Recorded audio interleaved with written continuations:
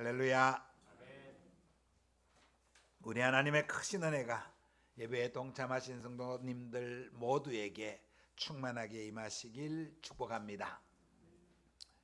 우리의 주와 그리스도가 되신 예수님께서 이 세상에 오셔서 요한으로부터 세례를 받으시고 공생애를 시작하신 후 처음 행하신 표적이 가나의 혼인잔치에서 물로 포도주를 만드신 것입니다.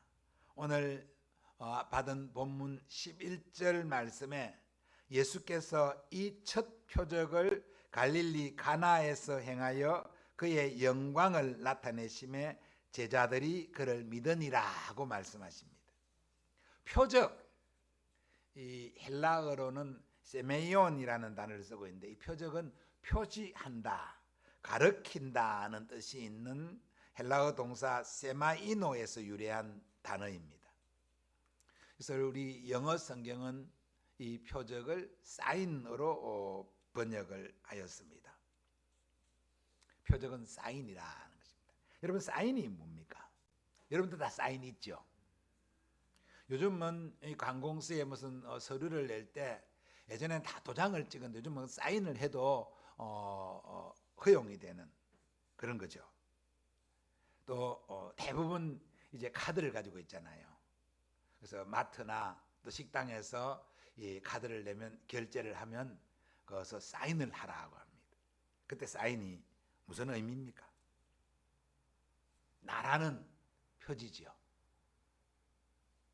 자신을 나타내는 거지. 이 사인은 또 다른 의미도 있습니다. 어떤 사람에 대한, 자신에 대한 확인을 나타내는 그러한 표시이기도 하지만 이 사인이라는 것은 상호간에 어떤 약속된 어떤 행동을 뜻할 때도 사인이라는 말을 합니다.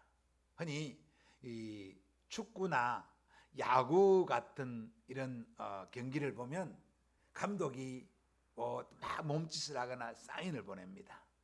그러면 그 사인을 받은 선수가 그에 합당한 행동을 하지요. 네, 특별히 야구 같은 데 보면은 막 감독이 막 이상한 몸짓을 하고 사인을 하잖아요. 근데 그 사인을 잘 못 받아갖고 잘못하면 참 그 게임에 큰 문제가 생기죠. 특히 이 야구 같은 경우에 보면 이 감독이 이 도루를 하라고 하는 사인을 보냅니다. 근데 이 선수가 그걸 미리 캐치하지 못하고 도루를 시도하지 않으면 그 잘못돼 버립니다. 또 도루 하지 말라고 사인을 보냈는데 혼자 뛰어가다가 또 아웃되기도 하고요. 이 사인은 그런 뿐만 아닙니다. 우리 다 차를 타고 다니는데 도로에 가면 이 등이 있잖아요. 이 사인입니다. 이 길을 다니고 있는데 파란불이 이 빨간불로 탁 바뀌면 서라는 사인입니다.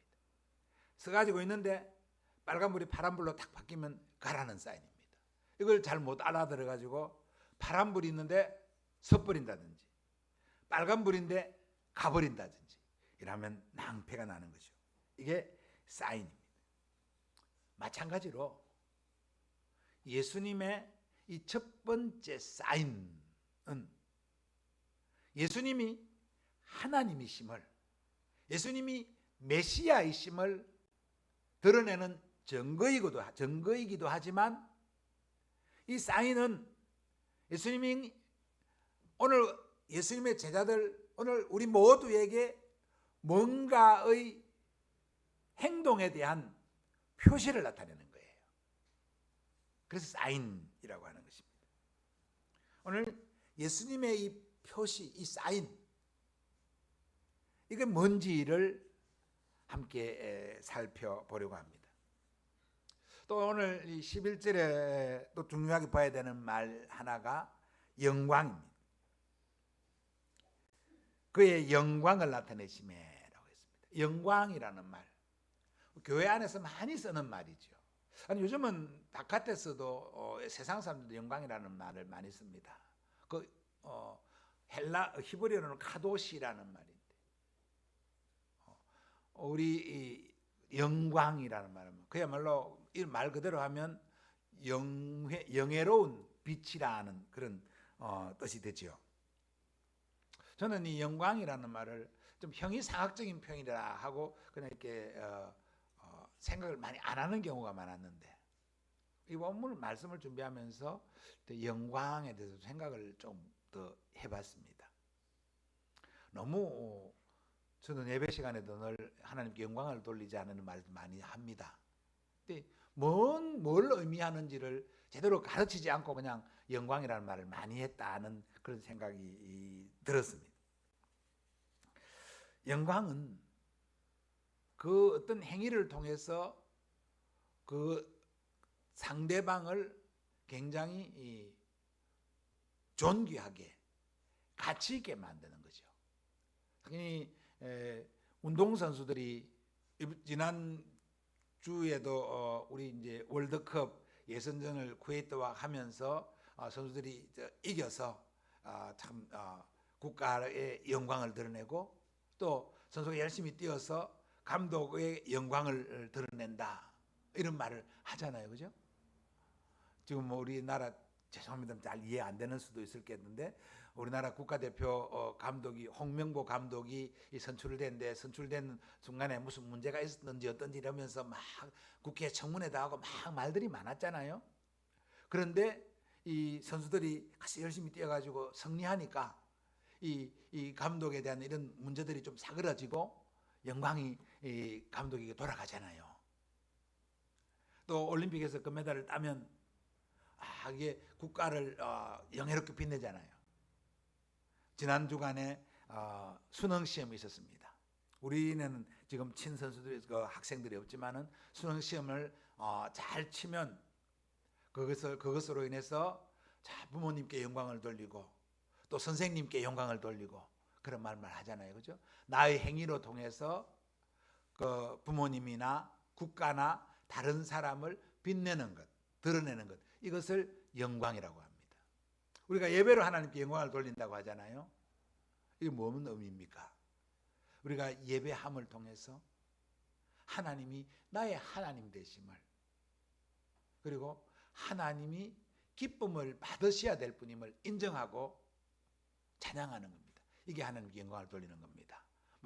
다른 형이상학적인 표현하지 말고 그냥 우리가 예배에 하나님 영광을 돌린다는 것은 내가 하나님을 인정합니다. 하나님을 존중합니다. 하나님을 존대합니다 하는 이 의미가 영광이라는 겁니다. 이 표적이 예수님에게 영광이 되었다는 것이죠. 그리고 이 표적으로 말미암아 제자들이 예수님을 더욱 믿게 되었다라고 했습니다. 오늘 예수님이 갈릴리 가나의 혼인잔치에서 행하신 이 첫 번째 표적을 포도주가 떨어진 잔치집이라는 제목으로 함께 살펴보면서 은혜와 도전을 받는 시간 되기를 바랍니다. 포도주가 떨어진 잔치집, 이 우리에게 주는 사인은, 이 표적은 첫 번째로 잘 준비해도 부족할 수 있는 것이 우리의 인생임을 깨닫게 해줍니다. 자, 1절부터 3절까지 말씀을 같이 한번 읽겠습니다. 3절 제일 첫째 부분까지만 읽겠습니다. 시작. 사흘째 되던 날 갈릴리 가나에 혼례가 있어 예수의 어머니도 거기 계시고 예수와 그 제자들도 혼례의 청함을 받았더니 포도주가 떨어진지라. 아멘. 여기까지만 읽겠습니다. 복음서를 기록하면서 어떤 특정한 날을 지정하지 않을 때는 대개 그 후에, 그 다음에 이런 표현을 씁니다. 그런데 어떤 특정한 날을 지정할 때는 이튿날 또는 그 사흘째 되던 날 또는 수전절 날에 이렇게 딱딱 날짜의 시간을 정해주지요. 특별히 요한복음에 보면 더욱 그렇습니다. 근데 요한복음의 2장 1절에 그 사흘째 되던 날이라고 했습니다. 이 사흘째 되던 날이 어떤 날인지, 어디서부터 사흘인지를 살펴볼 필요가 있습니다. 1장의 말씀을 보면 예수님께서 30세가 되었을 때 이제 공생애를 시작하기 위하여 나옵니다. 처음 예수님보다 6개월 먼저 났던 세례 요한이 요단강에서 세례를 베풀고 있을 때에 예수님께서 그 요한에게 세례를 받으러 나오셨습니다. 그리고 세례를 받으셨습니다. 그 다음 날 예수님이 다시 요단강 요한이 세례를 받는 그 근처를 지나갈 때 요한이 그의 제자들을 쳐다보면서 보라, 세상 죄를 지고 가신 하나님의 어린 양이다. 그 예수님에 대한 지칭을 해줍니다. 그러자 요한의 제자들 중에 몇 사람이 또 예수님을 찾아갑니다. 그 중에 한 사람이 두 사람이 따랐는데 한 사람이 안드레였습니다. 안드레가 예수님이 계신 곳에 가보니까 과연 메시아인 것을 확인하는 겁니다. 그리고 안드레가 자기 형 베드로에게 가서 내가 메시아를 만났다라고 하면서 베드로를 예수님에게 소개합니다. 그리고 그 다음 날 또 예수님께서는 갈릴리 가나 지역을 다니시다가 또 빌립이라고 하는 제자를 만나서 또 나를 따르라고 하시면서 또 빌립과 이제 제자들을 부르신 거죠. 그래서 빌립과 또 무화과 나무 아래에 있던 나다나엘을 또 예수님의 제자로 불렀습니다. 이게 이틀이 지나간 겁니다. 그 다음 사흘째 되는 날이었습니다. 아마 이 사흘째 되는 날은 이 요한 말씀을 보면 예수님의 제자로 따르기로 한 사람이 요한과 그리고 요한의 형제 야고보와 그리고 안드레와 빌립 그리고 안드레와 베드로 그리고 빌립 나다나엘 이 한 5명이 이제 1차 예수님 제자가 된 거예요. 아직 예수님이 공생의 활동을 많이 활발하게 하지 않을 때입니다. 이때 갈릴리 가나에 혼례가 있었다라고 했습니다. 혼례라고 했습니다. 혼례라고 번역된 헬라어는 가모스라는 단어인데 결혼 예식을 의미하기도 하고 결혼 잔치를 의미하기도 합니다. 예식이라는 셀레브레이션을 말하는 것이고요. 잔치는 베케이트를 말하는 것이죠. 그러니까 잔치하는 것도 있고 예식하는 그 순서도 포함하는 단어인데 우리 지금 개역 개정은 혼례라고 했는데 사실상 오늘 전체의 내용적으로 보면 이 시간은 딱 혼례 예식 셀레브레이션보다는 혼례를 하는 잔치를 의미하는 겁니다. 그래서 예전 이제 개역 한글 성경에서는 혼인 잔치가 있었더니라고 했는데 이는 혼례로 했는데 아마 제 생각에는 혼인 잔치라고 하는 것이 이 본문과 더 훨씬 더 잘 맞는 것처럼 보여집니다. 유대인들의 혼인 잔치는 오늘 우리가 하는 이 결혼식하고 좀 다릅니다. 물론 우리나라도 예전에는 이제 이게 막 그 전통 사회에서는 잔치하면 딱 그냥 요즘처럼 결혼식장에서 한 번 딱 1시간 또는 한 15분 만에 끝나는 게 아니었죠. 온 동네가 모여서 집안에서 온 일가 친척들 모여서 그렇게 막 잔치를 벌리고 했잖아요. 물론 우리나라는 잔치를 이틀 사흘씩 막 오래 하는 경우는 잘 없습니다. 물론 큰 부잣집에서는 그런지 모르겠지만 보통의 서민들에게서는 그렇지 않았죠. 근데 유대인들은 그 당시 예수님 계시던 성경에 기록될 그 당시에 유대인들은 이 잔치를 보통 한 일주일씩 그렇게 했다고 합니다. 일주일 동안 잔치를 하면 많은 주변의 친척들이 모여서 함께 즐거운 그런 잔치를 하는 겁니다. 그걸 위해서는 많이 준비를 해야 되겠죠.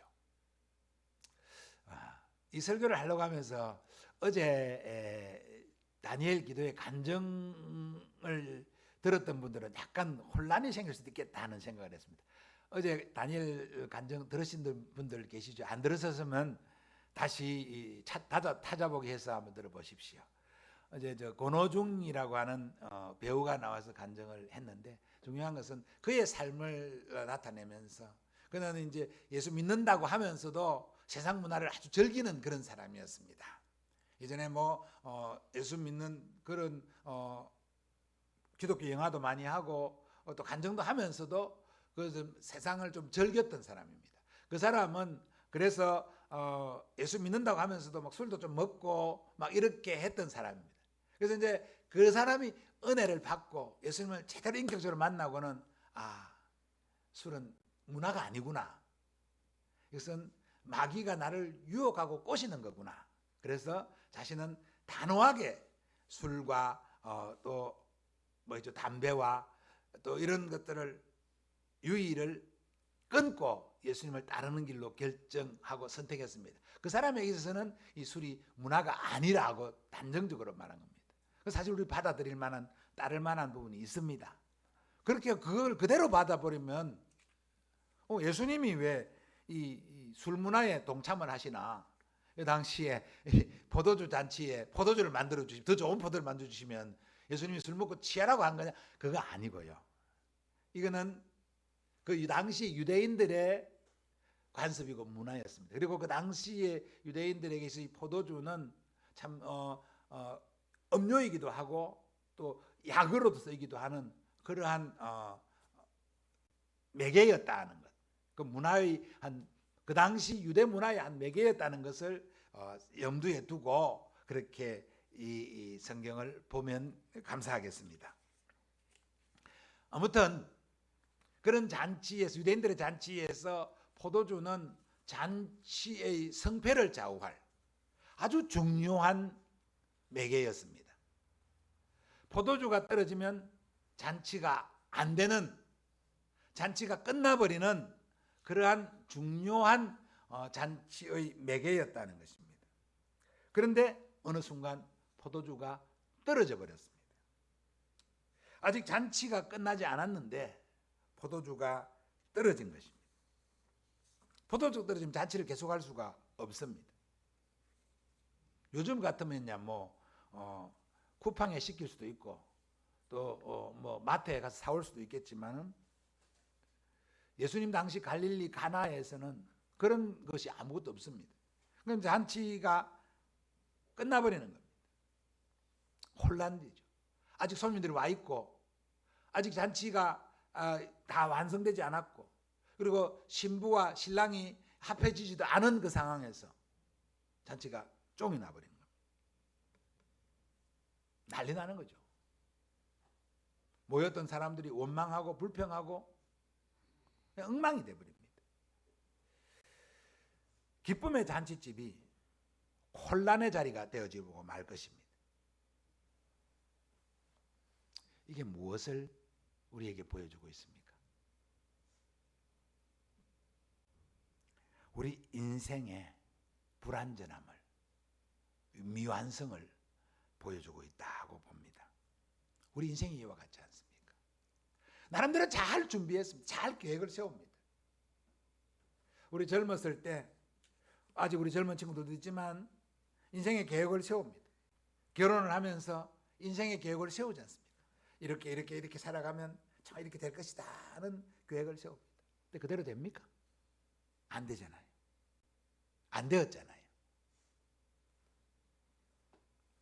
나름대로 준비를 잘 했는데 뜻밖의 변수가 일어나죠.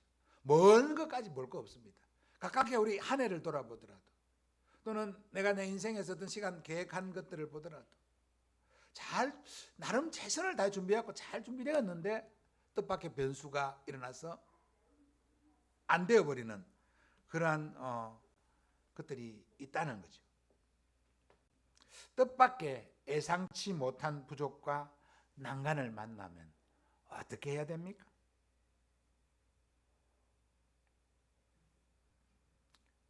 예수님입니다. 예수님께 와야 합니다.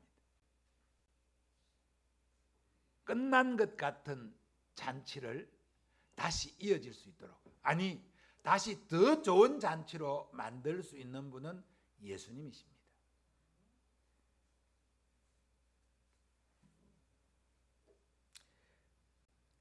끝난 것 같은 인생이지만 다시 예수님이 개입하시면 그보다 훨씬 더 좋은 잔치로 만들어 갈 수 있는 분이 예수님이심을 오늘 첫 번째 표적이 우리에게 사인해주고 있다는 사실을 믿기를 축복합니다.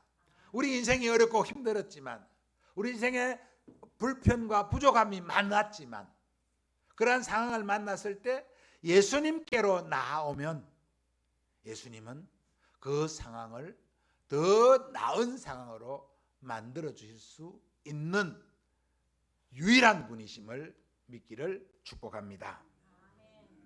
그래서 잔치 포도주가 떨어지면 예수님께 나와서 아뢰야 됩니다. 3절 4절 말씀입니다. 제가 읽어드리겠습니다. 포도주가 떨어진지라 예수의 어머니가 예수에게 이르되 저들에게 포도주가 없다 하니 예수께서 이르시되 여자여 나와 무슨 상관이 있나이까 내 때가 아직 이르지 아니하였나이다 라고 했습니다.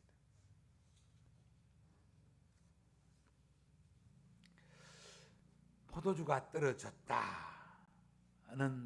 사실을 마리아도 확인을 했습니다.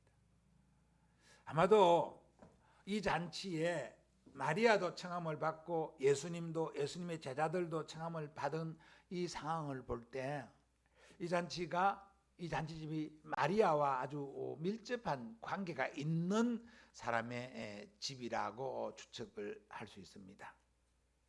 그리고 갈릴리 가나는 가버나움과 멀지 않은 지역이기 때문에 그리고 유대 공동체가 그렇게 복잡한 공동체가 아닌 그 지연 공동체이기 때문에 많은 사람들이 함께 어울려질 수 있는 그러한 곳입니다.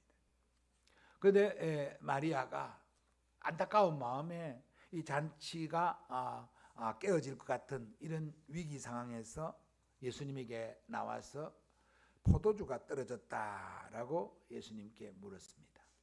말씀을 드렸습니다. 아직 예수님이 아무것도 하지 않으셨습니다. 물론 마리아는 이미 예수님이 탄생하시기 전에 메시아 예언을 받고 잉태하고 예수님을 출산하신 분이죠.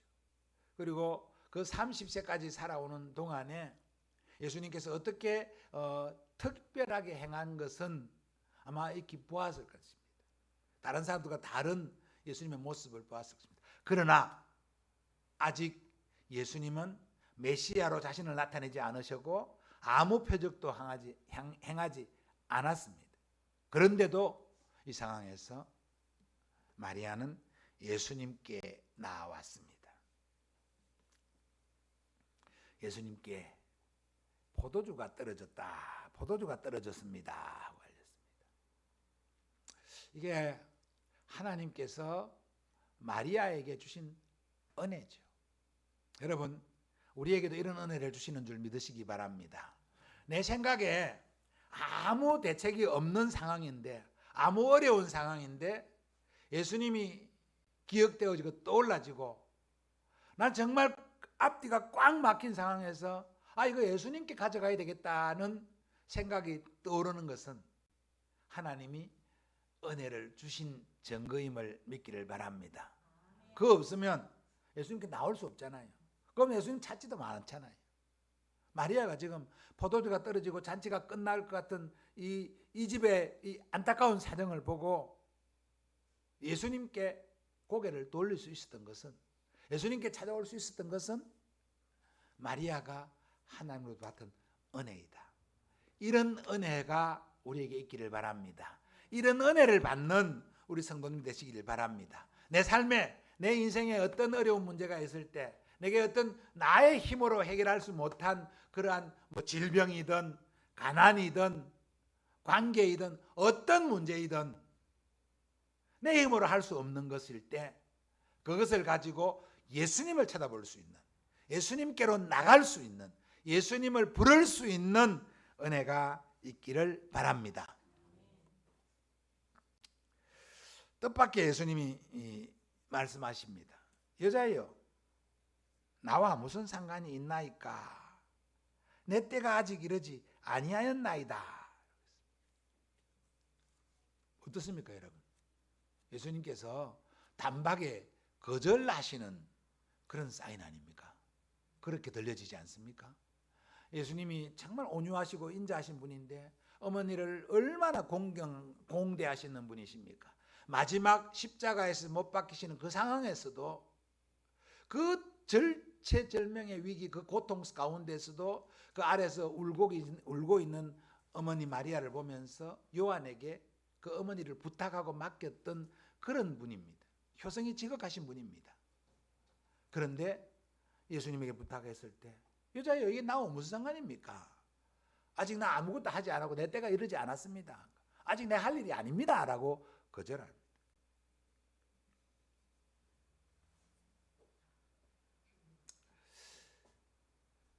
그래도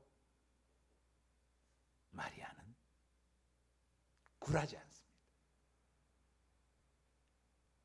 여러분, 예수님께 기도했는데 예수님이 아무 응답도 안 하시고, 아니 오히려 내 마음에 기도했는데 이 기도는 예수님이 안 들으실 것 같다, 이런 생각이 되어지는 그런 기도 있습니까? 물론 나의 욕심과 나의 이기심으로 구하는 기도일 수도 있지요. 그렇지 않을 때도 하나님이 안 들으시는 것 같은, 하나님이 외면하시는 것 같은 그런 때가 있습니까? 그럴 때라도 좌절하지 아니하고 멈추지 아니하고 계속해서 간구하고 기도할 수 있는 여러분 되기를 바랍니다. 마리아가 그렇게 합니다. 아직 내 때가 이르지 아니했다 라고 하시는데도 마리아는 다시 하인들에게 예수님의 말씀에 순종하라고 요청합니다. 5절 말씀입니다. 5절 한번 읽어보겠습니다. 시작.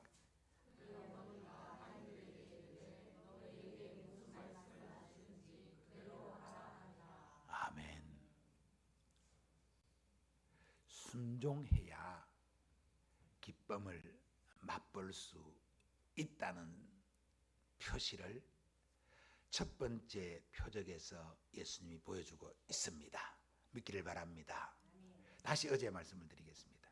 어제 이 권호중 집사님이 간증하시면서 이런 말씀을 하시더라고요. 순종이 기도입니다 라고 말했습니다. 순종이 기도입니다 라고. 참 동의가 됩니다. 기도는 내가 열심히 예수님께 아뢰놓고 돌아서서 가버리는 게 기도가 아닙니다. 기도는 다른 말로는 듣는 것이다 라고도 말씀을 했습니다. 기도는 내가 내 말만 하는 것이 아니라 하나님의 말씀을, 하나님 뜻을 듣는 것이 기도하는데, 듣는 데서 멈추는 게 아닙니다. 기도는 순종하는 겁니다. 순종하는 것이 기도라고 어제 말씀했는데, 순종해야 하나님의 기적을 맛볼 수 있고 순종해야 하나님의 은혜를 맛볼 수 있는 것을 오늘 이 첫 번째 표적이 알려주고 있습니다. 6절, 7절, 8절 말씀을 같이 한번 읽어보겠습니다. 시작.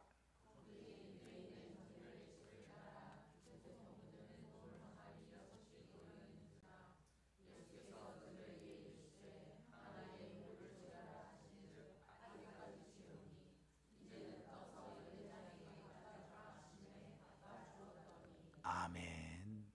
마리아의 말을 듣고 순종하는 그 집의 하인들의 모습이 등장하고 있습니다. 그 집이 일본은 사람들이죠. 근데 유대인의 정결례식을 따라 두세 통 드는 돌항아리 6이 놓였다라고 했습니다. 유대인들은 이 정결례라는 게 있습니다. 물론 그 당시는 광야가 있고 막 이게 광야에 뭐 샌들 신고 다니고 먼지가 많으니까 집에 들어올 때마다 손을 씻는 것도 당연히 있지만은, 그러나 그렇지 않은 경우에 갔다 오면은 뭐 오물과 재를 먹다가 손을 씻는 이 정결 예식이라는 게 있습니다. 집에 갔든 나갈 때 들어올 때. 그런데 이 잔치집에도 많은 손님들이 오니까 이 정결례를 위해서 아마 돌 항아리 6개를 준비했습니다. 그만큼 많은 손님이 왔다는 거겠죠. 그리고 그 동을 항아리가 다 비어 있다는 것을 말할 때는 이미 잔치가 충분히 무르익었다는 겁니다. 그래서 이제 다시는 이제 정결례를 할 일이 없습니다. 나갈 때는 안 씻거든요. 들어올 때 씻거든요. 그래서 잔치가 비어 있는데 잔치 이제 포도주가 떨어진 그 상황에서 예수님이 마리아가 예수님께서 말을 하고 예수님에게 또 마리아가 그 하인들에게 예수님이 뭔 말을 하든지 예수님 말씀대로 해라 하고 말씀을 합니다.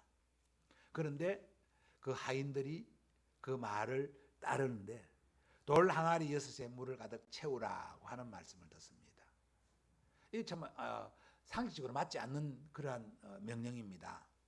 뭐 사람이 들어오는 때 그 항아리에 물을 채우는 건데 이미 잔치가 파산할 그런 지경에 지금 골치 아픈 나쁜 상황에서 하인들에게 돌 항아리에 물을 채우라고 했습니다. 아니 지금 포도주가 떨어져서 어찌할 줄 모르고 전전긍긍 힘들어 있는 그 상황에서 그 동안 안에 한가롭게 그 정결례 돌 항아리에 물을 채우라고 하면 그 말을 따를 수 있는 사람이 얼마나 있겠습니까? 그런데 뜻밖에도 그 하인들이 그 항아리에 물을 채웠습니다. 6항아리에 물을 채웠다고 했습니다. 귀찮지만은 또 마리아가 그렇게 당부를 했고 또 예수님이 그렇게 말씀하시니까 물을 채웠습니다. 그리고 물을 다 채우고 나니까 다시 떠서 연회장에게 갖다 주라고 했습니다. 아니 뭐 손 씻으라고 갖다 주라는 거 아니잖아요. 포도주 잔에 담아서 갖다 주라고 했습니다. 정결례 통의 물은 손 씻는 데 쓰는 물입니다. 근데 이 물을 연회장에 갖다 주라고 하는 것은 이제 잔치 끝났으니까 손 씻고 그만 가시에요. 이런 뜻도 아니잖아요. 얼마나 황당한 명령입니까? 그런데 그 일에 순종했더니 역사가 일어났습니다. 역사가 일어난 것입니다. 그 하인이 그 돌 항아리에 물을 담을 때 뭔가 하나님의 역사가 일어나서 물에 무슨 뭐 화학작용 반응이 일어나면서 뭔가 이상한 분위기가 막 안개구름이 떠오르고 막 이런 거 아닙니다. 그냥 물 담았습니다. 갖다 주라고 했을 때 그냥 그 항아리에 물을 떠서 잔에 담아서 연회장에 갖다 줍니다. 있을 수 없는 일입니다. 할 수 없는 일입니다. 그런데 했습니다. 왜? 예수님의 말씀이기 때문에, 예수님의 명령이기 때문에 한 겁니다. 그랬더니 물이 포도주가 되는, 그 이전에 처음 준비했던 포도주보다 훨씬 더 좋은 포도주가 되는 기적이 일어난 것입니다. 이게 예수님의 능력입니다. 그리고 이 예수님의 능력이 예수님의 말씀에 순종하는 사람을 통하여 나타났다고 하는 것입니다. 여러분 그렇습니다. 순종은, 예수님의 말씀의 순종은 내가 다 이해할 수 있을 때 하는 게 아닙니다. 내가 용납될 때 하는 게 아닙니다. 세상에서는 그렇잖아요.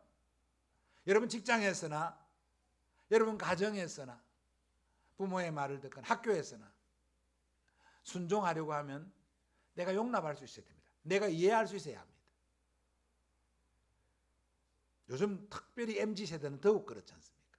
자기가 이해하지 않으면, 자기를 납득시키지 않으면 상사가 말해도 안 듣는 게 요즘 세대 사람들이라고 합니다. 그런데 복음은, 예수님의 말씀은 내가 이해하는 것이 아니라 예수님 말씀이니까 순종하는 것입니다. 그리할 때 하나님의 역사가 나타나는 것입니다. 내가 이해할 수 없어도 내 경험이나 내 지식에나 내 판단에 합당하지 않아도 하나님의 말씀이라면, 주님의 말씀이라면 순종하는 것, 이것이 주님이 요구하시는 순종이고 이것이 기적을 일으키는 순종임을 믿기를 주님의 이름으로 축복합니다. 사랑하는 성도 여러분, 포도주가 떨어진 잔치집처럼 우리 인생에 여러 가지 어려운 문제들과 결핍들이 일어나지 않습니까? 이럴 때 우리가 어떻게 해야 됩니까? 그 표시를 오늘 예수님의 표적이 우리에게 일러주고 있습니다. 준비 잘 했으나 뜻밖의 결핍이 일어날 수 있는 우리 인생에서 그런 문제가 일어난다면 지체 없이 예수님을 찾아야 합니다. 예수님께 나아가야 합니다. 예수님이 들으시지 않는 것 같이 여겨질 그때 더욱 예수님께 매달려야 합니다. 매달린다고 끝나는 게 아닙니다. 매달려 예수님의 말씀을 들었으면 그 말씀에 순종해야 합니다. 순종하는 데까지 나아가야 기적을 경험할 수 있습니다. 예수님께 나아가 예수님의 말씀에 순종함으로 놀라운 은혜의 기적을 체험하는 우리 모두가 되기를 주님의 이름으로 축복합니다. 찬송하겠습니다.